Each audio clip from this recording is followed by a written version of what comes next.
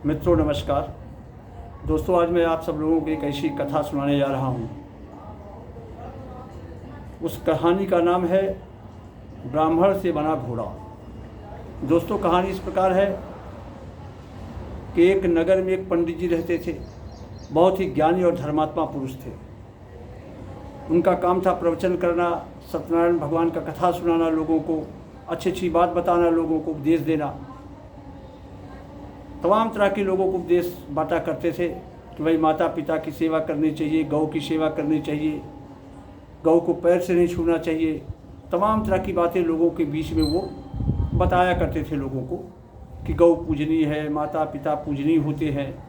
अच्छी बात बताया करते थे। दोस्तों, एक समय उसी नगर के एक सेठ के लड़के की शादी पड़ी।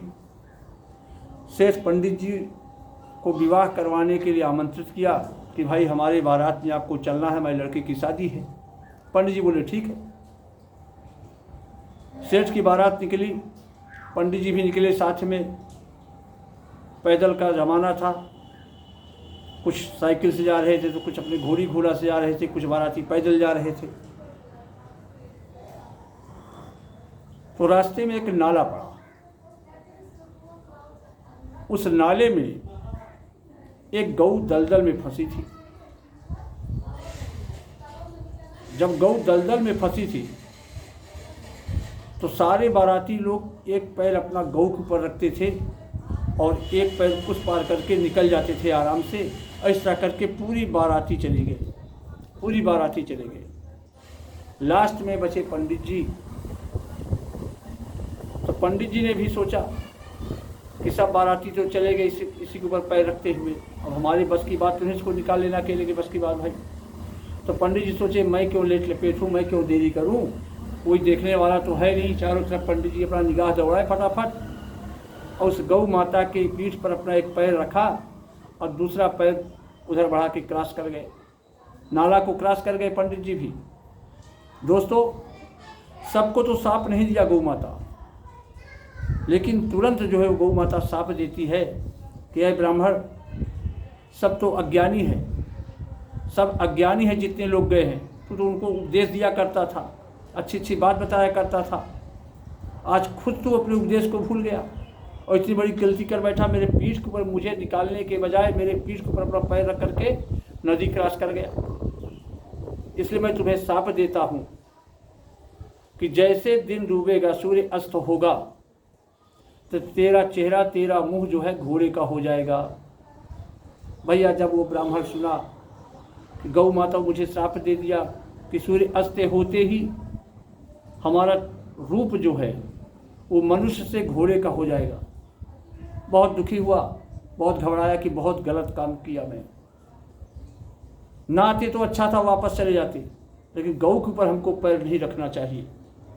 पश्चाताप किया और गौ से पूछा, माता मुझसे गलती तो हो ही गई है, इस सांप का कुछ तो निवारण बताओ। गौ उसके ऊपर प्रसन्न हुई निवेदन करने पर, प्रार्थना करने पर। तो बोली ठीक है बेटा, अब सांप पूरी तरह से तो हटेगा नहीं, लेकिन एक उपाय बता देती हूँ तुम्हें। सूर्य जैसे तुम घोड़े का रूप ले लोगे तो कोई पतिव्रता स्त्री ही तुमको फिर मनुष्य रूप में ला सकती है। वो ब्राह्मण बोला कि माता वो कैसे? तो गौ माँ बताती है कि देखो, जो पतिव्रता स्त्री होगी, अगर वो गंगा जल चलनी में भर कर लाएगी और तुम्हारे ऊपर छींटा मार देगी गंगा जल का, तो तुम पुनः फिर मनुष्य रूप में आ जाओगे। दोस्तों, कुछ तो मन में उसके संतोष हुआ कि चलो भाई, कोई ना कोई तो मिल ही जाएगा, संसार बहुत बड़ा है, कोई ना कोई पतिव्रता तो मिल ही जाएगा। पहले तो हमारी पत्नी ही मिल जाएगी, हमारा भी ससुराल इधर है, पत्नी भी मायके में है, मैं जाके उसी से मिलता हूँ। वो गया, सेठ के बारात में गया। सब लोग पानी पिंगल किए, अपना बाराती, सारे बाराती पानी पिंगल पी रहे थे, कर रहे थे। अभी दिन अस्त नहीं हुआ, सूर्य अस्त नहीं हुआ। इतने में उसके साले वगैरह भी आए थे। अपने साले से वो फटाफट बताया कि ऐसी सी बात हो गई है, गौ माता मुझको श्राप दे दिया है और इसका निवारण यही है और कुछ नहीं है। और मैं लिहाजा जा रहा हूँ ससुराल तुम्हारे घर, तुम्हारी बहन के पास मिलने।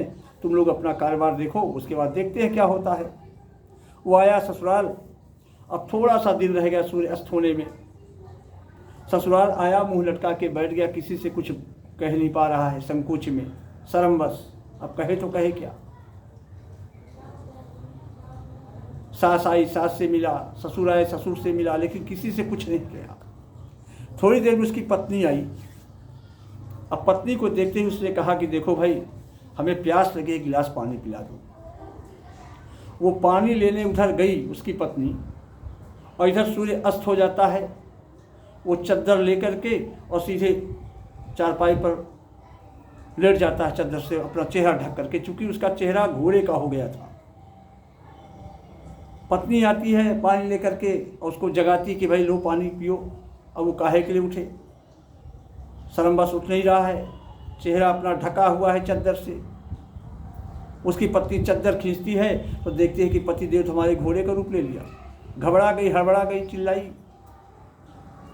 और सब लोग आ गए, अगल बगल के भी लोग आ गए, उसके घर के भी लोग आ गए। क्या हुआ, क्या हुआ, क्या हुआ। सारी बात बताई कि ये तो घोड़े का रूप ले लिया, अभी अच्छे खासे थे, हमसे पानी मांगा, मैं पानी लेने चली गई और ये घोड़े का रूप ले लिया, पता नहीं कैसे। इतने में उसका साला आ गया जो वहाँ पर था। वो आया, बोला घबराओ नहीं आप लोग, इसका उपचार भी हमसे बता के गए हैं, ये बताए हैं। इसका उपचार ये है कि जो स्त्री पतिव्रता स्त्री है, अगर वो ला करके गंगा जल अगर इसके ऊपर छिड़क देंगे तो पुनः मनुष्य रूप में हो जाएंगे।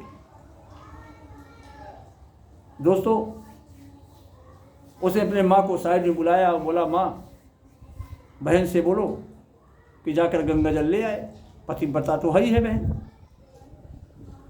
माँ बोली, बेटा ठीक है। गई, बेटी से बात की, बेटी ने नकार दिया, माँ ऐसा नहीं है, थोड़ा सा कहीं ना कहीं हमसे चूक हुई है बचपना में, चलो वो भी फेल हो गई।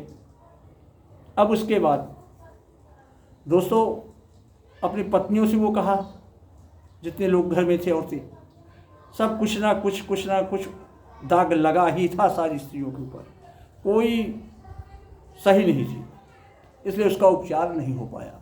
इतने में उसका साला क्या किया कि पूरे नगर में ढिंढोरा पिटवा दिया कि भाई जो पतिव्रता स्त्री हो वो आकर के गंगा जल चलनी में ले आए और मेरे रिश्तेदार के ऊपर डाल दे, तो इसका फिर पुनः चेहरा जो है मनुष्य का हो जाएगा।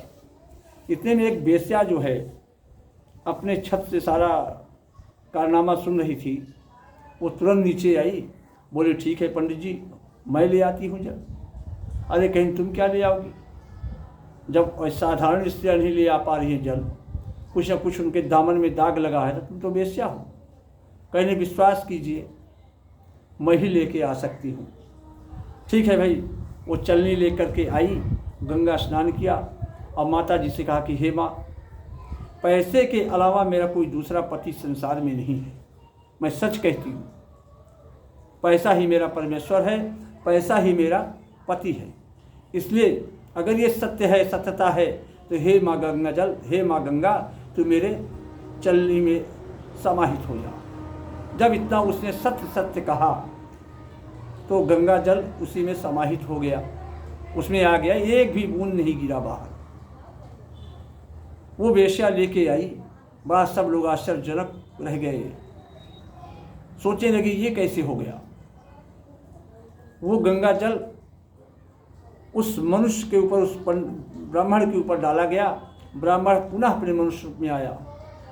दोस्तों, ये कथा कहने का मतलब यही है कि उपदेश देने के लिए तो सब लोग उपदेश दे लेते हैं, पर खुद अपने उपदेश का पालन नहीं करते। दूसरों के लिए तो बहुत बड़ी बड़ी बातें बताएंगे कि ऐसा करना चाहिए, वैसा करना चाहिए, ये नहीं करना चाहिए, वो नहीं करना चाहिए, दोष होता है, पर खुद नहीं पालन करेंगे उसका। दोस्तों, ये कथा यही समाप्त करते हैं। जय श्री राम, राधे राधे।